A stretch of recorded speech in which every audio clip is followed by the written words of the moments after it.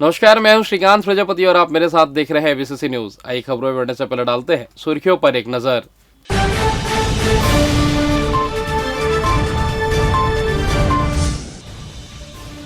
संभागायुक्त ने किया निरीक्षण, तय समय सीमा में काम खत्म करने कहा। पंचायत आरक्षण की तैयारी, 8 जनवरी की तारीख तय। अवैध धान संग्रहण पर छापेमारी, 300 क्विंटल से ज्यादा धान जब्त। और देश की पहली महिला शिक्षक की जयंती, हुए विविध आयोजन। तो ये थी सुर्खियां, अब खबरें विस्तार से। संभागायुक्त महादेव कावरे ने कोनी में बन रहे नए संभागायुक्त कार्यालय भवन का निरीक्षण किया। उन्होंने समय सीमा में कार्य पूर्ण नहीं करने पर नाराजगी जाहिर करते हुए 31 मार्च 2025 के पहले कार्य पूर्ण करने के निर्देश दिए। अनुबंध के अनुसार इसे सितंबर 2024 तक पूर्ण कर लिया जाना था। महादेव कावरे ने निर्माण की गुणवत्ता पर विशेष ध्यान देने के निर्देश दिए। संभागायुक्त ने कोनी मल्टी सुपर स्पेशलिटी हॉस्पिटल में अगले 3 महीने में आईपीडी सुविधा विकसित करने के निर्देश दिए। निरीक्षण के दौरान निगम आयुक्त अमित कुमार भी उपस्थित थे। गौरतलब है कि नया संभाग आयुक्त भवन के लिए लगभग 12 करोड़ रुपए की स्वीकृति प्रदान की गई है। भवन निर्माण का कार्य पूर्णता की ओर है, अब केवल फिनिशिंग कार्य बचा है। श्री कावरे ने कोनी में निर्माणाधीन संभाग आयुक्त कार्यालय के पास नगर निगम द्वारा कराया जा रहा है 6 MLD का STP निर्माण कार्य, जिसकी लागत राशि 7 करोड़ 80 लाख रुपए है। इस कार्य को मार्च 2025 तक पूर्ण करने के निर्देश दिए। अरपा फ्रंट कोनी रेट कार्य एवं राशि 330 करोड़ रुपए की लागत से निर्माणाधीन कन्वेंशन सेंटर कोनी का भी निरीक्षण किया। यह कार्य मार्च अप्रैल 2025 तक पूर्ण कर लिया जाएगा।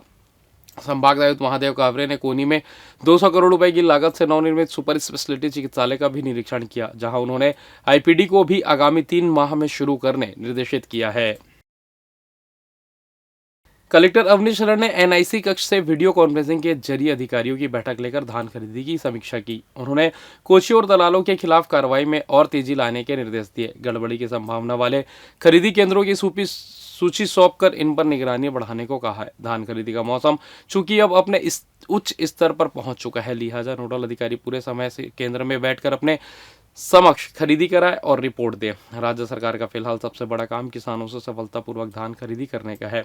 इसमें किसी भी स्तर पर गड़बड़ी अथवा लापरवाही स्वीकार नहीं की जाएगी। बैठक में अधिकारियों ने बताया कि जिले में अब तक सुव्यवस्थित तरीके से खरीदी कार्य चल रहा है। उठाव की मात्रा भी बढ़कर 50% हो चुकी है।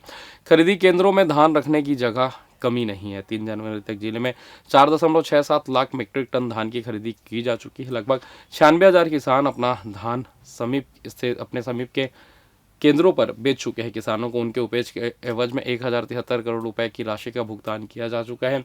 कलेक्टर ने फील्ड में दौरा कर रहे अधिकारियों से फीडबैक भी लिया, उनकी शंकाओं का समाधान भी किया। उन्होंने उप पंजीयक सहकारिता को गड़बड़ी कर रहे समिति के कर्मचारियों के विरुद्ध त्वरित कार्रवाई करने के निर्देश दिए। त्रिस्तरीय पंचायत राज संस्थाओं में विभिन्न पदों के लिए आरक्षण की कार्रवाई 8 जनवरी 2025 को संपन्न होगी।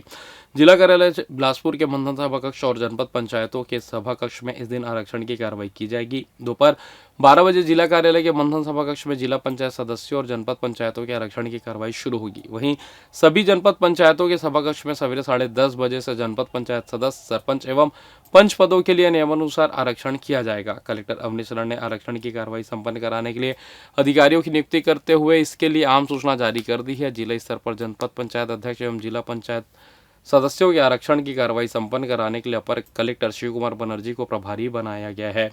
अनुविभागीय अधिकारी राजस्व बिलासपुर पीयूष तिवारी, उप संचालक पंचायत शिवानी सिंह और जिला अंकेक्षक AK धीरी उन्हें सहयोग करेंगे। इसी प्रकार सभी अनुविभागीय आरक्षण अधिकारी अपने अनुभाग में आरक्षण की प्रक्रिया पूर्ण करने के लिए प्रभारी अधिकारी बनाए गए हैं। संबंधित तहसीलदार एवं जनपद पंचायत के मुख्य कार्यपालन अधिकारी उन्हें इस कार्य में सहयोग करेंगे। जनपद पंचायत कार्यालय बिल्हा, मस्तूरी, कोटम, तखातुर में 8 जनवरी को सवेरे 10:30 बजे से आरक्षण की प्रक्रिया शुरू होगी। जनपद पंचायत सदस्य, सरपंच एवं वार्ड पंचों के पदों का नियमानुसार आरक्षण किया जाएगा। अनुसूचित जाति, अनुसूचित जनजाति, अन्य पिछड़ा वर्ग एवं इन सभी वर्गों में महिलाओं के लिए पद आरक्षित किए जाएंगे। अगर पत्नी बार बार मायके जाती है और पति को उसके माता पिता से अलग रहने की जिद करती है तो यह पति के साथ मानसिक क्रूरता की श्रेणी में आता है। इस तरह की परिस्थितियों में पति तलाक पाने का हकदार है। छत्तीसगढ़ हाईकोर्ट ने यह टिप्पणी करते हुए पति के तलाक की अर्जी को मंजूर कर लिया है, जबकि पत्नी की अपील को खारिज कर दिया है। हाईकोर्ट ने फैमिली कोर्ट के फैसले के खिलाफ अपील करने वाली पत्नी को एकमुश्त 5 लाख रुपए गुजारा भत्ता देने का आदेश दे दिया है। दरअसल मुंगेली जिले के नवागांव निवासी महिला की शादी 2 मई 2017 को बेमेतरा निवासी युवक से हुई थी। उनकी शादी हिंदू रीति रिवाज के साथ हुई थी। शादी के 6 महीने तक सब ठीक रहा, लेकिन अचानक उसकी पत्नी का व्यवहार बदल गया। बार बार मायके जाने की जिद करने लगी। इसके बाद अपने पति को उनके माता पिता से अलग रहने के लिए दबाव बनाने लगी। पति ने आरोप लगाया कि पत्नी का व्यवहार धीरे धीरे बदल गया। छोटी छोटी बातों पर झगड़ा करने लगी, लेकिन युवक अपने माता पिता से अलग नहीं रहना चाहता था। इधर संयुक्त टीम ने शुक्रवार को फिर 3 ठिकानों पर दबिश देकर अवैध रूप से भंडारी 327 क्विंटल धान जब्त किया है। जब्त धान की कीमत 10 लाख रुपए से ज्यादा की है। कलेक्टर के निर्देश पर कोची और दलाल किस्म के लोगों पर कार्रवाई लगातार जारी है। राजस्व, खाद्य और मंडी के अधिकारी मिलकर कार्रवाई को अंजाम दे रहे हैं। माल जब्त होने के साथ साथ परिवहन करते गाड़ियों पर भी कठोर कार्रवाई की जा रही है। बताया जा रहा है कि भोले भाले किसानों को झांसे में लेकर इस धान को खपाने की मंशा थी। इसके पहले वे पकड़ा गए। जिला खाद्य अधिकारी अनुराग भदौरिया ने बताया कि तहसील बेलगहना के ग्राम कुसुम खेड़ा में राजस्व एवं मंडी विभाग के अधिकारियों द्वारा जांच अभियान चलाया गया। जांच के दौरान ग्राम कुसुम खेड़ा में सेवक राम धृत लहरे के घर पर 180 बोरी धान लगभग 72 क्विंटल अवैध रूप से भंडारण किया हुआ पाया गया। उपरोक्त नियमानुसार धान की मंडी अधिनियम के तहत जब्त कर कार्रवाई की गई। तहसील बेलगहना के ग्राम कोंचरा में राजस्व मंडी विभाग के अधिकारियों द्वारा संयुक्त रूप से जांच अभियान चलाया गया, जहां कोंचरा में जीतू गुप्ता के पास से 50 क्विंटल धान अवैध भंडारण किया जाना पाया, जिसके खिलाफ भी कार्रवाई की गई। वहीं अनुविभागीय राजस्व अधिकारी कोटा के नेतृत्व में विकासखंड कोटा में जांच के दौरान श्री राम राइस मिल में 513 कट्टी यानी 205 क्विंटल धान के संबंध में मंडी शुल्क प्रस्तुत नहीं करने के कारण उपरोक्त नियमानुसार धान की मंडी अधिनियम के तहत जब्त की कार्रवाई की गई। और फिलहाल वक्त तो चला छोटा सा ब्रेक का, मिलता है ब्रेक के बाद, कहीं जाइएगा नहीं। पिछले 17 वर्षों से रियल एस्टेट के क्षेत्र में दे रहे हैं अपनी सेवाएं और लगातार शहर की जनता को एक नई लिविंग लाइफस्टाइल। अपने कार्यों एवं सेवाओं के माध्यम से लाखों लोगों की उम्मीदों को दिया है आकार। इसलिए जिले में ही नहीं पूरे प्रदेश में इनकी पहचान है बरकरार। आपके सपनों के घर को हकीकत में बदल कर है दिखाना, इसलिए आपके लिए लेकर आए हैं भाटी आशिया।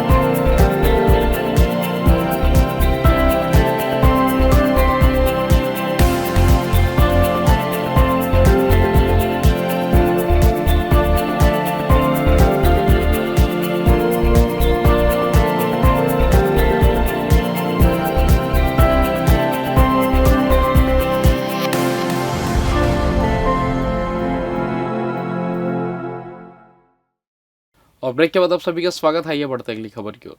देश की पहली महिला शिक्षिका सावित्रीबाई फूले की 194वीं जयंती शुक्रवार को न्यायधानी सहित जिले भर में मनाई गई। भारतीय बौद्ध महासभा बिलासपुर की ओर से शुक्रवार को जीडीसी कॉलेज के सामने समारोह पूर्वक जयंती मनाई गई, जहां प्रवक्ता के रूप में दिल्ली से आई डॉक्टर रितु सिंह दिल्ली से आई हुई थी, जिन्होंने कार्यक्रम में समाज के लोगों को सावित्रीबाई फूले के जीवन परिचय की जानकारी देकर उनके संघर्ष से अवगत करवाया।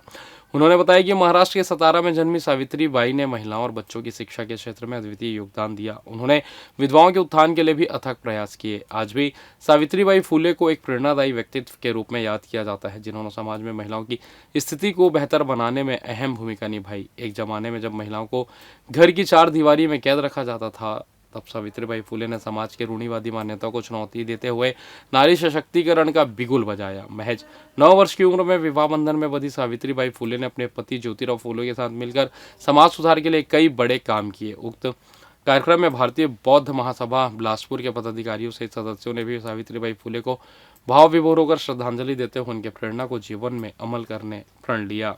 फुले जयंती के बारे में हमने यहाँ पे कार्यक्रम आयोजित किया है, जिसमें हमारी प्रमुख वक्ता डॉक्टर रितु सिंह है, जो कि दिल्ली से आई है और ये सामाजिक कार्यकर्ता है। पहली भारत की महिला शिक्षिका आई सावित्रीबाई फूले की जयंती और शौर्य दिवस 1 जनवरी भीमा कोरेगांव विजय पर्व के उपलक्ष्य में आज यहाँ जो कार्यक्रम रखा गया है, और इस कार्यक्रम की प्रमुख वक्ता दिल्ली यूनिवर्सिटी की प्रोफेसर डॉक्टर रितु यहाँ बुलाया गया है मुख्य वक्ता के रूप में, और पूरी स्पीच उन्हीं के द्वारा जो चल रही है। और यह कार्यक्रम प्रतिवर्ष 3 जनवरी को ही मनाया जाता है, जो आई सावित्रीबाई फूले की जयंती। दक्षिण पूर्व मध्य रेलवे बिलासपुर जोन के अंतर्गत महाकुंभ मेला के अवसर पर प्रयागराज जाने वालों के लिए एक एक्सप्रेस ट्रेन में अस्थायी स्टॉपेज की व्यवस्था की गई है। यह सुविधा जोन से चलने वाली गाड़ी संख्या दुर्ग नौतनवा एक्सप्रेस के लिए निर्धारित की गई है। इसके अनुसार यह ट्रेन 2 मिनट के लिए उत्तर मध्य रेलवे के प्रयाग स्टेशन में रुकेगी। रेलवे प्रशासन ने श्रद्धालुओं की सुविधा को ध्यान में रखकर एक्सप्रेस ट्रेन के अस्थायी स्टॉपेज का प्रावधान किया है।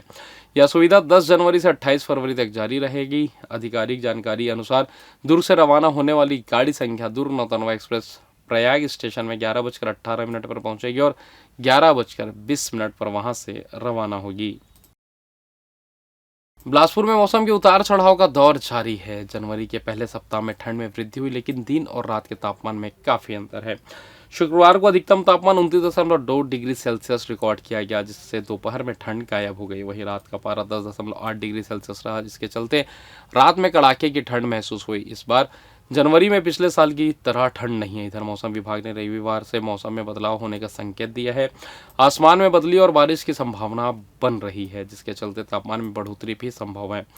मौसम विशेषज्ञों का अनुमान है कि 4 जनवरी के बाद मौसम में बदलाव होगा। नया पश्चिमी विक्षोभ सक्रिय होने के कारण बदली बारिश की स्थिति बन सकती है। इस बीच 7 जनवरी तक न्यूनतम तापमान में 2 से 3 डिग्री वृद्धि हो सकती है, जिसके बाद फिर से तापमान में गिरावट का दौर शुरू हो जाएगा। और फिलहाल इस बुलेटिन में बस इतना ही। मुझे दीजिए इजाजत, फिर होगी आपसे मुलाकात। तब तक देखते रहिए BCC न्यूज़। नमस्कार।